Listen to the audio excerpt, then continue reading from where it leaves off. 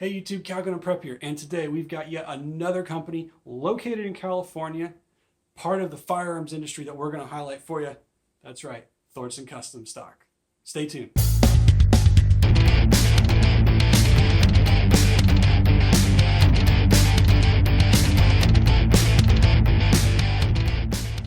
All right, so today we're going to be doing a video on how to install this Gen 3 stock from Thordsen Custom on a 308 lower.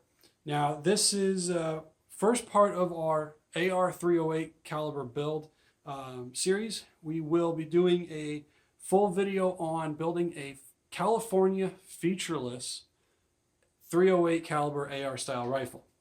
Now the reason why I decided to go featureless was, number one, it's actually a little bit cheaper than any of the other options out there for a fixed mag. At least anything that was functional, right?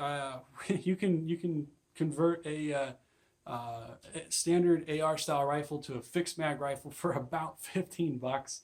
But you know, it's really not functional. I didn't like the way you had to reload it and the time it took and blah, blah, blah, blah, blah. So I wanted something that was functional, and I decided to go with a fixed stock or I should say a featureless stock style option. Now, I was a little skeptical that this was actually considered featureless. I've seen a bunch of guys on YouTube talking about this stock and, you know, reviewing it and blah, blah, blah. But, you know, I decided to give him a call myself. I called up Thordsen. I talked to Mr. Thordsen himself, actually, for, you know, a good little bit of time. And I was amazed, quite honestly, at the company, that Mr. Thordsen himself, as well as the product. Really, what what took me back was two statements that he made. The first one was he's been making featureless stocks for firearms owner in restricted states like California and New York for over 6 years, and he said to me, in that period of time, he has not once ever heard of anybody getting charged with illegal possession of an assault weapon for having his product on their rifle, right? That to me is a pretty amazing track record, especially in California, right? We all know how much the California DOJ hates firearm owners, and so the fact that he's gone 6 years without anybody being charged with assault weapons ownership because they had his stock on their rifle, that to me is a pretty powerful statement. Second thing he said to me that I felt was pretty significant was law enforcement officers use his product to make their personal firearms legal for them to train with. Right now, if you're not aware, just because you're a cop in California does not mean you get to own whatever gun you want. It means you can own almost any gun you want for your service weapon, but your personal weapons, you still have to abide by all the same legislation and rules that guys like you and I have to live by. All right? So what that means is their personal weapons, whenever they want to go and use them and train with them and, you know, blah, blah, blah, on off department time and off department facilities, they have to follow the same laws and regulations that we do. And it doesn't really make sense for them to go and train with a bullet button or some type of fixed mag style firearm now, right? Because that's not going to translate to actual use in the field. So by changing the grip a little bit and putting a fixed stock, they can still use the same mag release button that they have on their service weapons. And that translates a lot more to normal field use or duty use, rather, than something with a bullet button or whatever and keeping a pistol grip.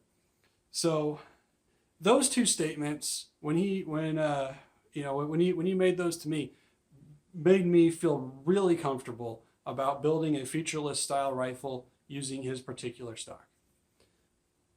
The other thing that I really liked is their whole demeanor about this is, you know what, we're going to stand here and we're going to make money because we can, but honestly, they're just as angry about the new laws. They're just as upset about the political culture here in California as you and I are, and they'll do whatever they can to help reverse some of the trends here in California. And they're not here just to make a buck off of our misfortune. Really is the only way to put it. And they really truly do care about the firearm owner in California and protecting Second Amendment rights and being a part of the pro 2A community. So with that being said, obviously I've built this already, but let's rewind the clock and let's take a look at what comes in the box and how to put this all together. All right, so what we got here is the Thordsen Customs Gen 3 featureless rifle stock kit. Now this particular kit does have the enhanced buffer tube cover. Now the reason why I went with the enhanced was it was $5 more than the standard. So it's got, I think, some extra QD points. I don't plan on running it with a QD sling, but like I said, for $5, I mean, may as well go with as many features as possible. It just kind of was silly to not buy the enhanced. So that being said, let's go ahead and dig into this and see what we got.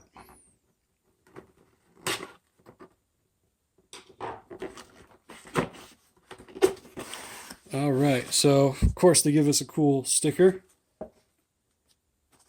And they give us instructions on how to install, right? And I'm really impressed with the packaging. I mean, this is really nice. And then we've got, of course, our stock with some screws. Got some spacers. Looks like a butt pad. Some more spacers. Our buffer tube cover, and then install hardware.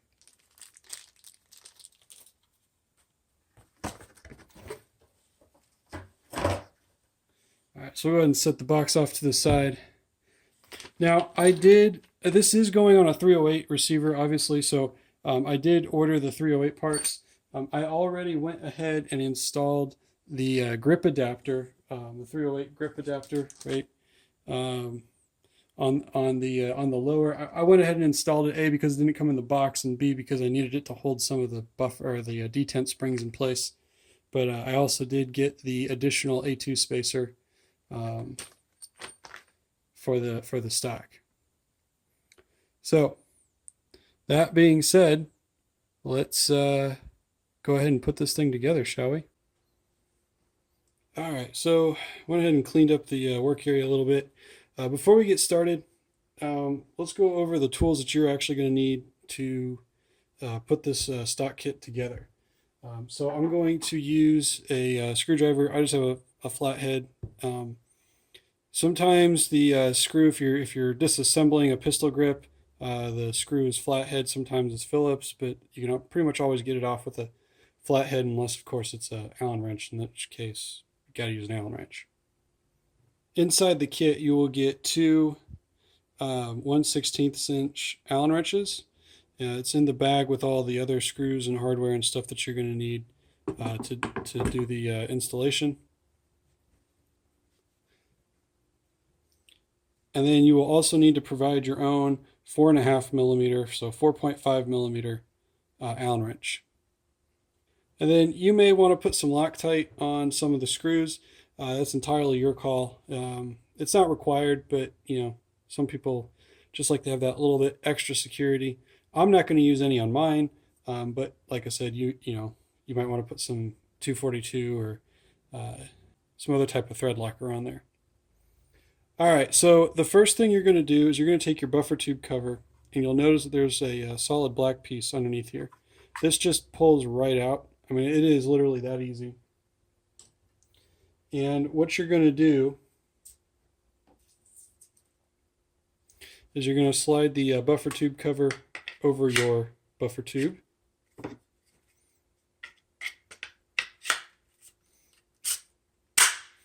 And it'll just kind of slap it into place there. And then what you'll want to do is you'll have this little plastic piece in your bag of hardware.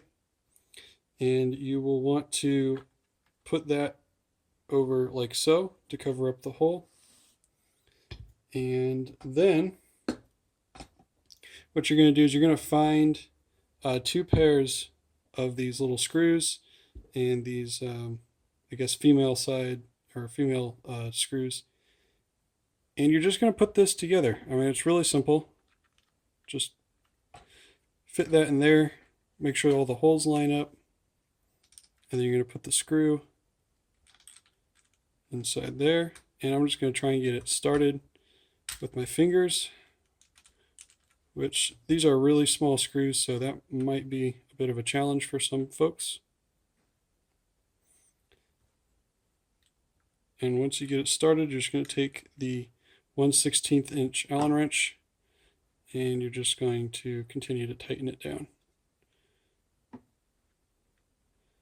So I'm just going to get the first one going, get it close, but not torque down all the way. And then I'm going to find my other screw set here. And again, line up the holes between the buffer tube cover and that plastic filler. And there we go.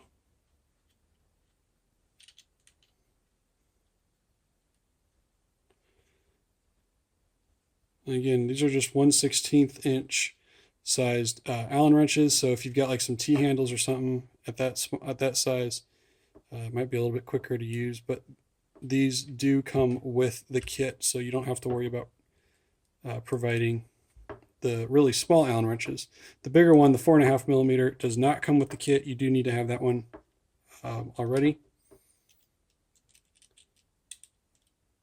But you can go to Harbor Freight, pick up, you know, really cheap set of Allen wrenches. All right. So now that both of those are torqued down, right, that buffer tube cover is on there, nice and tight. All right, so next step is going to be the actual stock. Now, you'll notice that the screw is missing from the grip here, right? I had to take that out.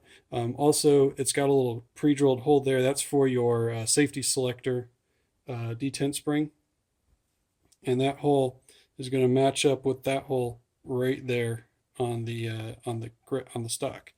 So what I found was easiest to do was put the spring in kind of at the side,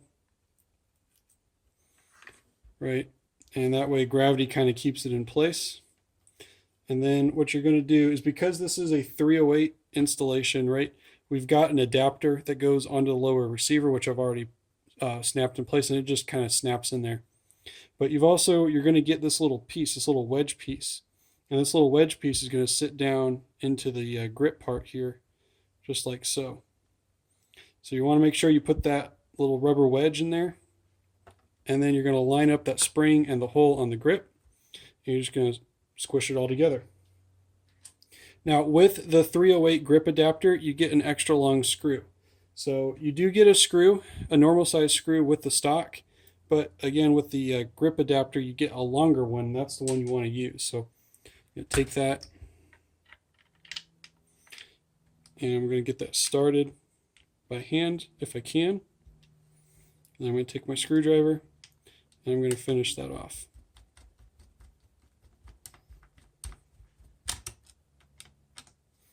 And I'm just going to kind of hold it in place with my left hand while I screw it in with my right hand until I get it torqued down all the way. And there we are. It's in place. One thing that's really cool about this stock, the Gen 3 stock, is it's got this little compartment here. So it's got the cover. You can keep, you know, Allen wrenches or, you know, whatever accessories you need to keep in there. If you've got an A2 front sight, you can throw the, you know, little adjustment wrench in there. But that's a pretty good size storage compartment on this stock. All right. So now that we've got our buffer tube cover on, we've got our grip and the first part of our stock on. What I'm going to do is I'm going to find my short spacers, and I'm going to stack those onto the end of the stock here. Now, this particular buffer tube does not require an additional spacer for the 308, right? This is a Cobra Tac buffer tube assembly. It's got, you know, a 308 buffer in it. It's got a 308 buffer spring, but it's actually a standard AR-15 buffer tube, which is perfectly fine. The AR-10 and the AR-15 share the same buffer tube. It's the guts that are different. And it's not just the buffer, it is the buffer and the spring that you need for a 308 caliber.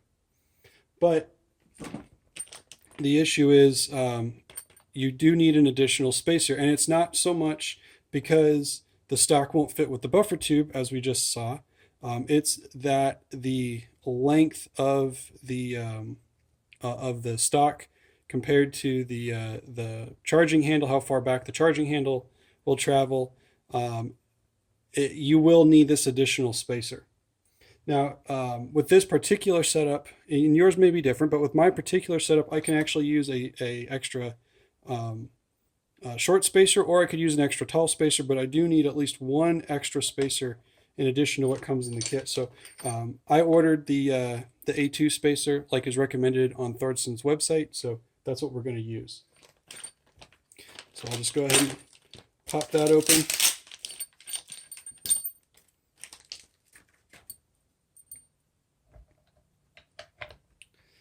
And we do get some longer screws as well, right? So these are the ones that came with the stock kit. These are the ones that came with the extra spacer. So we're going to use the longer ones. And then I'm just going to continue to stack these spacers one after another. And then finally, the very last one will be the spacer with the brass inserts, right? It's very important to take a look at the difference here. You have some without the brass inserts, you have some with the brass inserts. The ones with the brass inserts must go on the end because that's what the rubber butt pad screws into. All right, so I've got all of my spacers stacked in there, and then I'm going to insert in my bolts to hold everything in place. And I'll show you here in just a second, but you can kind of see here that at the very bottom is one bolt, and kind of in the middle is of the tall spacers is the other bolt. So if I flip this over here, try and show you, you can see where the bolt locations are. So this is what we need the 4.5 millimeter Allen wrench for the heads on these particular bolts. So I'm just going to, it's faster for me to get them in there as far as I can by hand, and then I'll take my Allen wrench and I'll finish it off. I'll go ahead and I'll just torque that down just like so.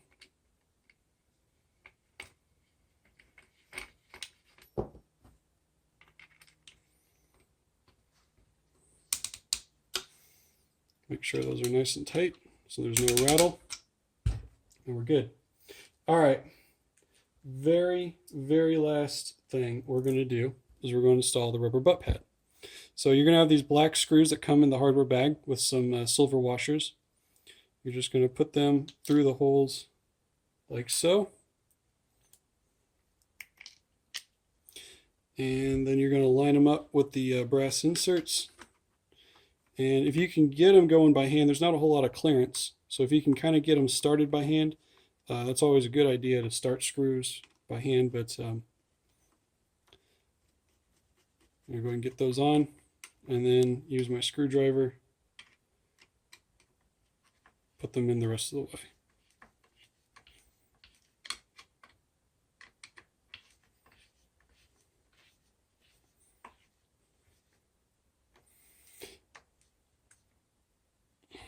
And it's important that you use the washers on this step, because if you don't, you could have that rubber butt pad come off and push the head of the screw through the rubber piece.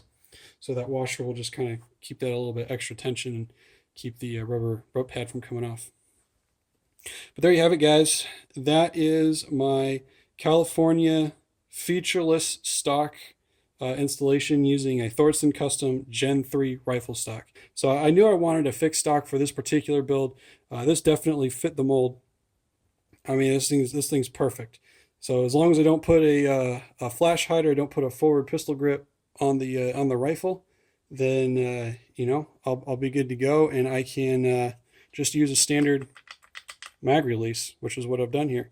So that's it. Next step is to get the upper on, and we'll talk about that in the next video. So guys, I really hope you enjoyed the video. Hope you found it helpful.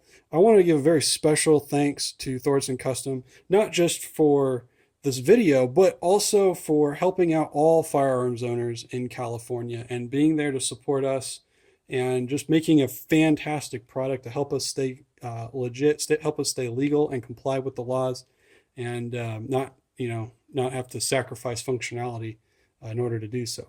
So as usual, guys, thanks for watching. Please click the subscribe button down below, and don't forget to follow us on Twitter at Calgunandprep. Until next time, stay safe and happy shooting.